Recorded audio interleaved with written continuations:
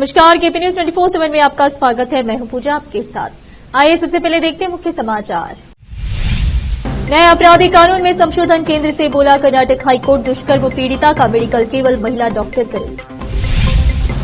केंद्रीय मंत्रिमंडल से हटाई जाए निर्मला सीतारमण, कर्नाटक के मुख्यमंत्री सिद्धरामैया की प्रधानमंत्री नरेंद्र मोदी से अपील। झारखंड में बड़ा रेल हादसा, हावड़ा से मुंबई जा रही ट्रेन के 18 डिब्बे पटरी से उतरे, 2 की मौत, 30 घायल। वायनाड में भूस्खलन से 54 लोगों की मौत, सैकड़ों लोग फंसे, प्रधानमंत्री मोदी ने केरल के मुख्यमंत्री पिनाराई विजयन को किया फोन। रामदेव को दिल्ली हाईकोर्ट से झटका, कोरोनियल से कोविड के इलाज का दावा हटाने के आदेश।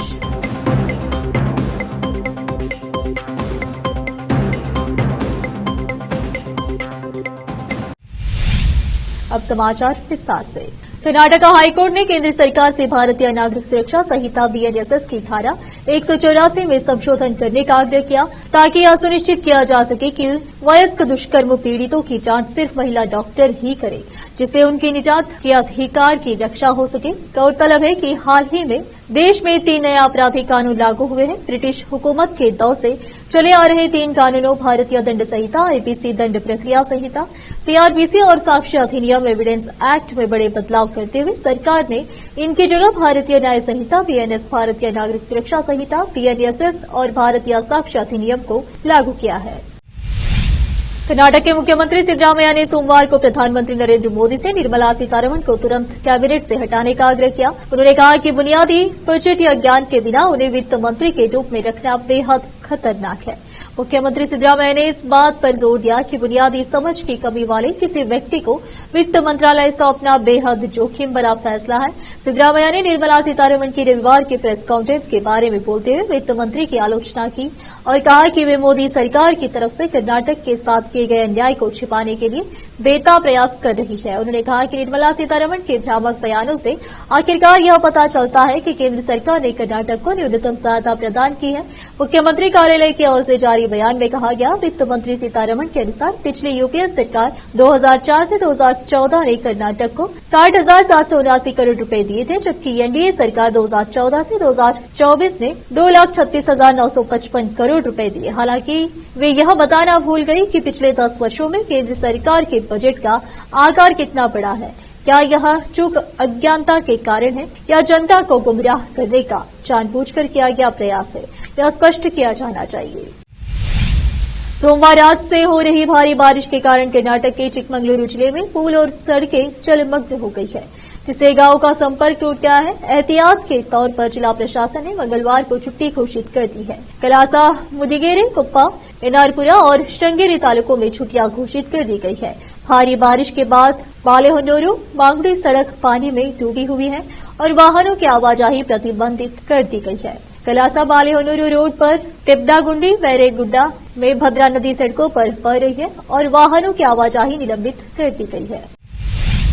मोतियों और मीनारों के शहर हैदराबाद में ऐतिहासिक चार मीनार की घड़ी आंशिक रूप से क्षतिग्रस्त हो गई। जीर्णोद्धार कार्य के दौरान यह बात सामने आई कि चार मीनार के पूर्वी हिस्से में लगी प्राचीन घड़ी थोड़ी क्षतिग्रस्त हो गई है। गौर करने वाली बात यह है कि नुकसान के बावजूद घड़ी बंद नहीं हुई है, बल्कि चल रही है। माना जा रहा है कि काम के दौरान लोहे की छड़ें आदि गिरने से घड़ी क्षतिग्रस्त हो गई। इस घड़ी का वीडियो सोशल मीडिया पर खूब वायरल हो रहा है। अब फिलहाल एक छोटा सा ब्रेक।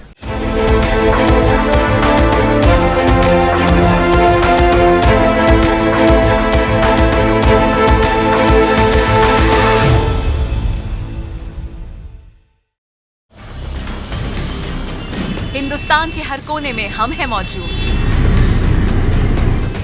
24 घंटे हालात पर गहरी नजर, खबरों से जुड़े चुपते सवालात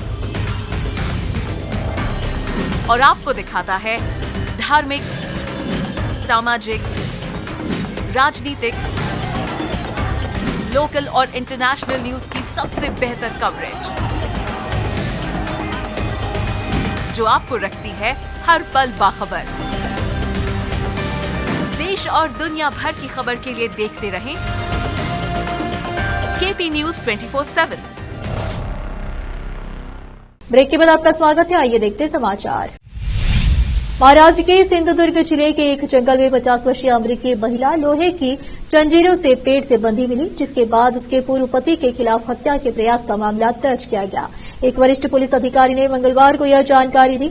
उन्होंने बताया कि महिला द्वारा अस्पताल में लिखे गए एक नोट के आधार पर मामला दर्ज किया गया। उन्होंने बताया कि नोट के अनुसार महिला ने दावा किया है कि उसके पूर्व पति ने उसे यहां से करीब 450 किलोमीटर दूर तटीय सिंधुदुर्ग जिले के सोंडली गांव के जंगल में लोहे की जंजीर से बांध दिया और खुद वहां से चला गया। शनिवार की शाम को एक चारवाह महिला की चीखें सुनकर वहां पहुंचा जंजीरों में जकड़ी महिला को देखकर उसने पुलिस को सूचना दी। पुलिस को महिला के पास से एक आधार कार्ड मिला, जिसमें तमिलनाडु का पता अंकित था। उसके पास से अमेरिकी पासपोर्ट की एक फोटोकॉपी भी मिली। उसकी पहचान ललिता काई के रूप में हुई है। पुलिस ने पहले बताया था कि उसका वीजा खत्म हो चुका है और वह पिछले 10 सालों से भारत में रह रही है। महिला को गोवा के एक अस्पताल में भर्ती करवाया गया। उसका उपचार कर रहे डॉक्टरों ने बताया कि वह मानसिक समस्याओं से पीड़ित है। झारखंड में बड़ा रेल हादसा हुआ है। टाटानगर में करीब पोटोबेड़ा के सरायखेला में ट्रेन के 18 डिब्बे पटरी से उतर गए। ये ट्रेन हावड़ा से मुंबई जा रही थी। इस हादसे में 2 लोगों की मौत हो गई और 20 लोगों के घायल होने की खबर सामने आई है। इस हादसे में 2 लोग गंभीर रूप से घायल हुए हैं। सभी घायलों को प्राथमिक उपचार मुहैया करवाया जा रहा है। ये जानकारी रेलवे की तरफ से दी गई है। दुर्घटना स्थल से यात्रियों को ले जाने के लिए रेलवे ने स्पेशल कोचिंग रेक और बसों की व्यवस्था की है। Howrah CSMT express train number 12810 Chakradharpur division के राजखरसमा वेस्ट आउटर और बड़ा बम्बू के बीच डिरेल हो गई है। इस घटना की सूचना मिलते ही स्टाफ और ADRM CKP के साथ तुरंत मौके पर पहुंच गया और पीड़ितों को अस्पताल में भर्ती करवाया। हावड़ा CSMT एक्सप्रेस के पटरी से उतरने से हुए हादसे के बाद रेलवे ने हेल्पलाइन नंबर जारी किए हैं। केरल के वायनाड में मंगलवार की सुबह लोगों की आंखें तबाही के मंजर के साथ खुली। पहाड़ी इलाके में भारी बारिश और फिर आए सैलाब ने ऐसा कहर बरपाया कि सब कुछ बह गया। मीडिया रिपोर्ट्स के अनुसार अभी तक 54 लोगों की मौत हो चुकी है। मलबे में सैकड़ों लोगों के फंसे होने की आशंका है। जानकारी के मुताबिक भूस्खलन से सबसे ज्यादा प्रभावित इलाकों में चुरलपारा, पिलारीमाला, मुंडाकाइल और पोथुकालू शामिल है। केरल राज्य आपदा प्रबंधन प्राधिकरण के अनुसार फायर फाइटर्स और NDRF की टीमें रेस्क्यू ऑपरेशन में जुटी हुई है। सोशल मीडिया पर वायरल तस्वीरों और वीडियो में इस सैलाब की चपेटे में कई मकान और गाड़ियां भी आती देखी जा रही है। खराब मौसम के कारण 2 हेलीकॉप्टर भूस्खलन प्रभावित इलाकों में उतरने में असमर्थ रहे और अब कोझिकोड में इंतजार कर रहे हैं। प्रधानमंत्री नरेंद्र मोदी ने केरल के मुख्यमंत्री पिनाराई विजयन से बात की और केंद्र की ओर से हर संभव मदद का आश्वासन दिया है। उन्होंने मौजूदा स्थिति के बारे में केंद्रीय मंत्री सुरेश गोपी से भी बात की। प्रधानमंत्री ने बीजेपी अध्यक्ष JP नड्डा से भी बात की और उनसे यह सुनिश्चित करने को कहा कि भाजपा कार्यकर्ता राहत प्रयासों में हर संभव मदद करें। मनु भाकर ने इतिहास रचते हुए पेरिस ओलंपिक 2024 में दूसरा मेडल जीत लिया।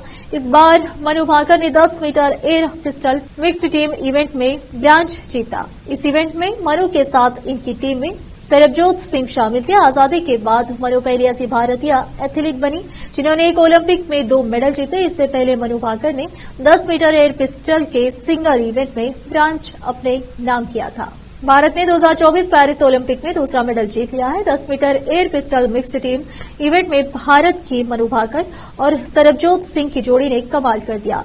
इन दोनों ने कोरियाई जोड़ी को हराकर ब्रांज मेडल जीता।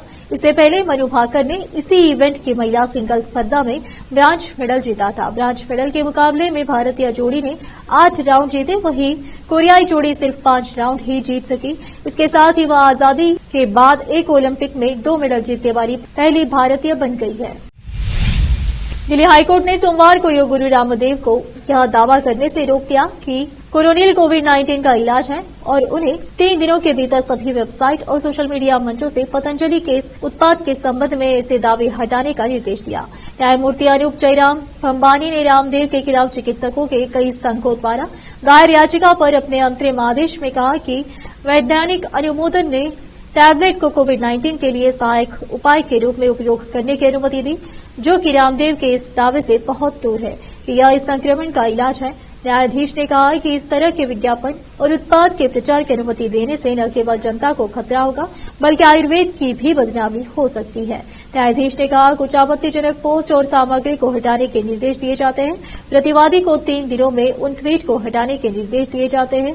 अदालत ने कहा कि अगर निर्देश का पालन नहीं किया जाता है तो संबंधित सोशल मीडिया मंच इस सामग्री को हटा देंगे। यह याचिका रामदेव, उनके सहयोगी आचार्य बालकृष्ण और पतंजलि आयुर्वेद के खिलाफ चिकित्सक संघों द्वारा दायर 2021 के मुकदमे का एक हिस्सा है। अब फिलहाल लेते एक और छोटा सा ब्रेक।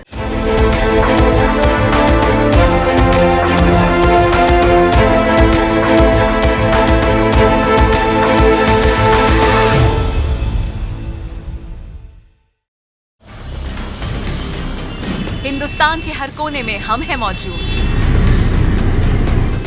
24 घंटे हालात पर गहरी नजर, खबरों से जुड़े चुपते सवालात और आपको दिखाता है धार्मिक, सामाजिक, राजनीतिक, लोकल और इंटरनेशनल न्यूज की सबसे बेहतर कवरेज,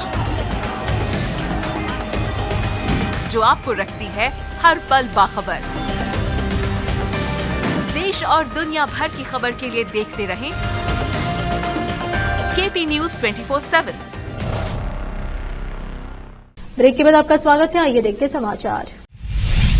दिल्ली के ओर राजेंद्र नगर में एक कोचिंग सेंटर के बेसमेंट में पानी भरने से सिविल सेवा की तैयारी कर रहे 3 विद्यार्थियों की शनिवार को मौत हो गई।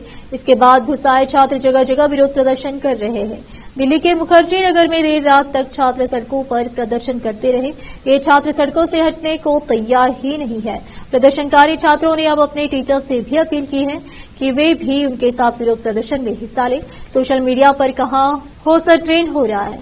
कई प्रदर्शनकारी छात्र टीचर्स का नाम लिखकर उन्हें विरोध प्रदर्शन में शामिल होने के लिए बुला रहे हैं। राजेंद्र नगर इलाके में प्रशासन अब अवैध निर्माण और गिरा रही है। बेसमेंट में भी नियमों का उल्लंघन करने वालों के खिलाफ कार्रवाई की जा रही है।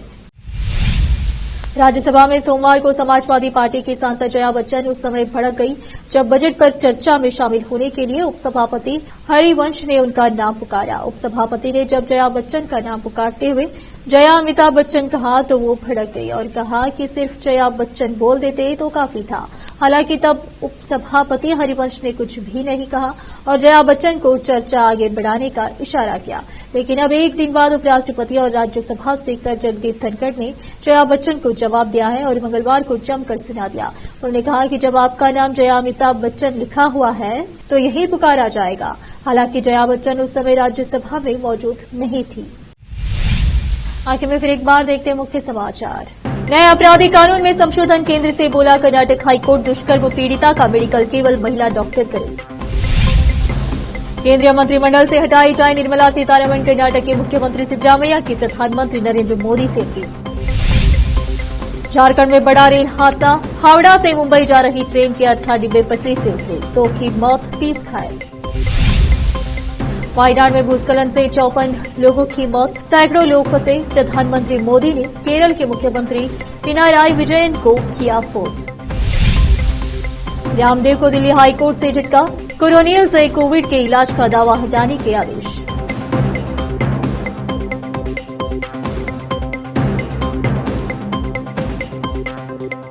केपी न्यूज में इस वक्त के लिए इतना ही। देश प्रदेश के समाचारों के लिए देखते रहिए आपका अपना चैनल केपी न्यूज 24/7। धन्यवाद।